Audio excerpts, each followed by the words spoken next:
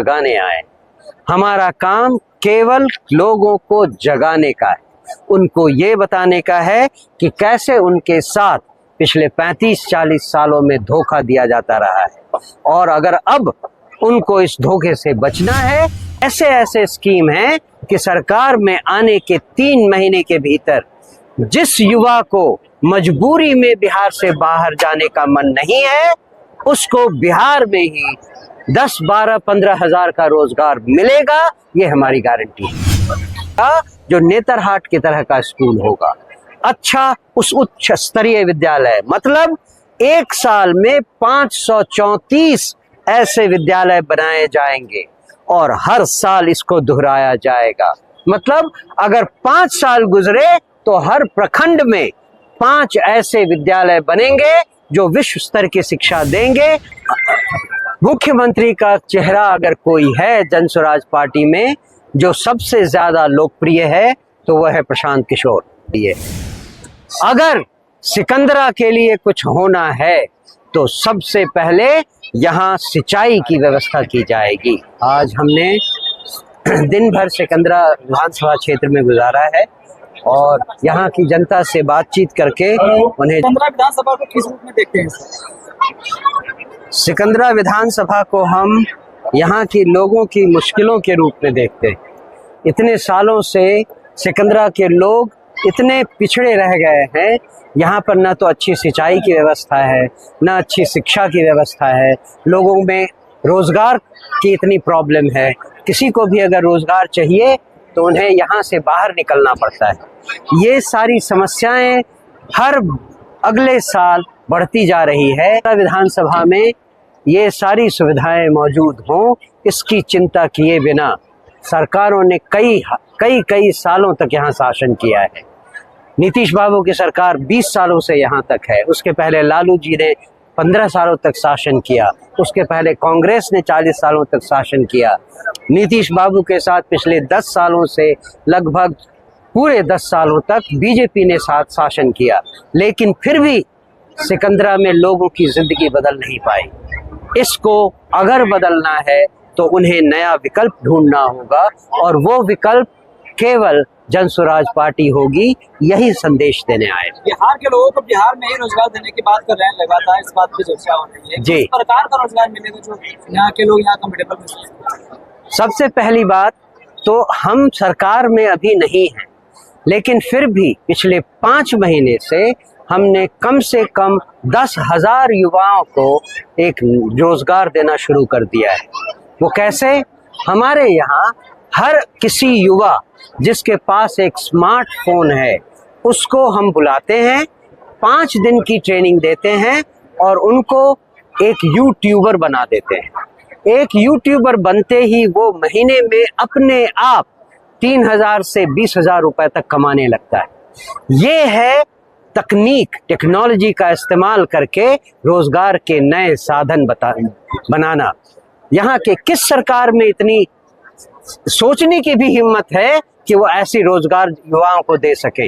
ये तो एक उदाहरण है।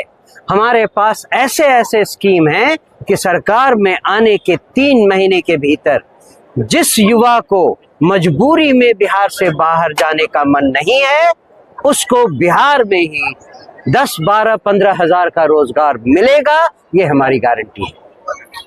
गुजरात में बहुत सारे कारखाने हैं सर, और यहाँ से लोग जाते हैं मजदूर करने के लिए, चाहे वो तमिलनाडु हो, चाहे छत्तीसगढ़ हो, चाहे राजस्थान हो, चाहे पंजाब हो, चाहे हरियाणा हो, यहाँ से मजदूरी करने जाते हैं। लेकिन वहाँ का मजदूर बिहार क्यों नहीं आते हैं काम करने के लिए सर? और जनस्वराज पार्टी की तरफ से ये कहा जा रहा है कि इस बार दिवाली या छठ में जो भी मजदूर आएंगे वो यहीं रह जाएंगे और यहीं काम करेंगे। आखिर क्या व्यवस्था कर रहे हैं मजदूरों के लिए सर? वही तो मैंने कहा, अभी जो मैंने कहा वो यही था कि बिहार में रोजगार के इतने साधन बनाए जाएंगे कि हर वो युवा जो मजबूरी में बाहर जाता है रोजगार के लिए, उसको बाहर जाने की जरूरत नहीं पड़ेगी। ये तो होगा 3 महीने के अंदर, लेकिन 10 साल के दौरान बिहार को देश के 10 अग्रणी राज्यों में शामिल करना हमारा लॉन्ग टर्म गोल है। और इसका मतलब ये है कि जो सवाल आपने किया कि वहां से युवा क्यों नहीं यहाँ आते हैं रोजगार करने के लिए, यहाँ इंडस्ट्री तो शुरू हो, यहाँ कामकाज तो शुरू हो। 10 सालों में यहाँ पर इतने तरीके निकाल देंगे कि बाहर दूसरे राज्यों से युवा बिहार में आकर रोजगार पाने के लिए तरसेंगे। इतने इस हालत में बिहार को ले आएंगे। इंडस्ट्रियलाइजेशन हो, चाहे नए नए उद्योग लगाने हो, बिहार देश के 10 अग्रणी राज्यों में शामिल होगा। इसका सपना लेकर हम आए हैं। शिक्षा की बात करते करते अब तो आपको स्कूल का बस्ता भी मिल गया है जी, आप कुछ कहेंगे इस बस्ता पर? शिक्षा को लेकर जो प्लान हमारे पास है उसके अंतर्गत शुरू के महीने से ही बिहार के हर बच्चे को, चाहे वो गांव में हो, झोपड़ियों में रहता हो, स्लम में रहता हो, छोटे कस्बों में रहता हो, हर उस बच्चे को जो आप यहाँ नंगे बिना पाँव के, बिना चप्पल के घूमते फिरते देखते हैं, उन सब को एक अच्छी शिक्षा पद्धति में डाला जाएगा। और अगर पास का सरकारी स्कूल अच्छा नहीं है तो ऐसे बच्चों को प्राइवेट विद्यालयों में डाला जाएगा जिसका खर्चा सरकार वहन करेगी। हिंदी भाषा को लेकर और नहीं, अभी पूरा नहीं हुई है वो ये बात।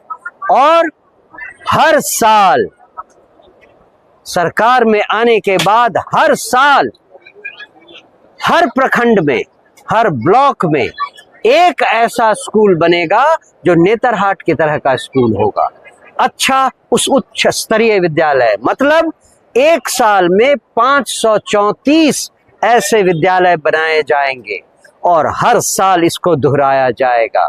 मतलब अगर 5 साल गुजरे तो हर प्रखंड में 5 ऐसे विद्यालय बनेंगे जो विश्व स्तर की शिक्षा देंगे।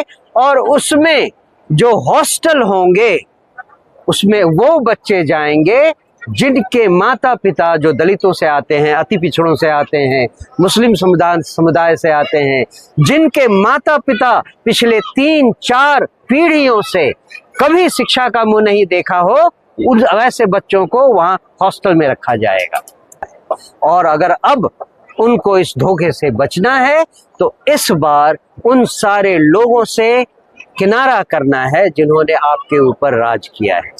जिस दिन जनता हमारी बात को समझ गई, हमारा काम पूरा हो गया। हमें केवल लोगों से ये अपेक्षा है कि अगली बार वो धोखा नहीं खाएंगे। एक सवाल है सर, आपका मुख्यमंत्री का भी जनसुराज में कोई चेहरा सामने नहीं आया है। अब प्रशांत किशोर जी बोल रहे हैं कि मैं मुख्यमंत्री बनने के लिए नहीं आया हूँ। ऐसा कौन सा चेहरा है? किस चेहरा? जी हाँ, मुख्यमंत्री का चेहरा अगर कोई है जनसुराज पार्टी में जो सबसे ज्यादा लोकप्रिय है तो वह है प्रशांत किशोर। लेकिन प्रशांत, और अगर प्रशांत किशोर कहते हैं कि वो मुख्यमंत्री नहीं बनेंगे तो इसका मतलब है कि अगर हमारी सरकार बनी तो फिर जितने विधायक जीत कर आएंगे वो अपने बीच में तय करेंगे कि कौन मुख्यमंत्री बनेगा। जब तक ऐसा नहीं होता, हमारे लिए जो जनप्रिय नेता हैं प्रशांत किशोर, वही बिहार के मुख्यमंत्री हैं। प्रशांत किशोर जी किस पार्टी से, किस विधानसभा से चुनाव? वो तो प्रशांत किशोर जी से पूछिए। क्या आप चाहते हैं सर कि राघोपुर से चुनाव लड़े? वो जहां से मन हो वहां से चुनाव लड़े, उनको कहीं से भी कोई नहीं हरा सकता। मनोज भारती जी भी कहीं कोई विधानसभा चुने के कोई ध्यान नहीं? अगर पार्टी ने चाहा तो करेंगे, लेकिन अभी हमने अपना मन नहीं बनाया है। हमें अध्यक्ष ही रहने दीजिए, जरा पार्टी को जिता दें, अगली बार देखा जाएगा। सीएम के रेस में मुझे नहीं लगता, जब तक हम अपने साथियों को जिता नहीं दें और एक बार सरकार नहीं बनवा दें, तब तक हम थोड़ा दूर रहेंगे। सिकंदरा कोई अजूबा नहीं है कि हम इसके लिए कोई नई चीज व्यवस्था करें। हमारे सारे प्रोग्राम बिहार में सारे बच्चों के लिए, सारे युवाओं के लिए, सारे बुजुर्गों के लिए, सारी महिलाओं के लिए और सारे किसानों के लिए है। अगर सिकंदरा के लिए कुछ होना है तो सबसे पहले यहाँ सिंचाई की व्यवस्था की जाएगी। जब भी वो हुआ वो आप देख लेंगे। आप कानून व्यवस्था ठीक कर नहीं पाते हो, बिना बात के आपने शराबबंदी की है जिससे कि अराजकता और भ्रष्टाचार और बढ़ गया है।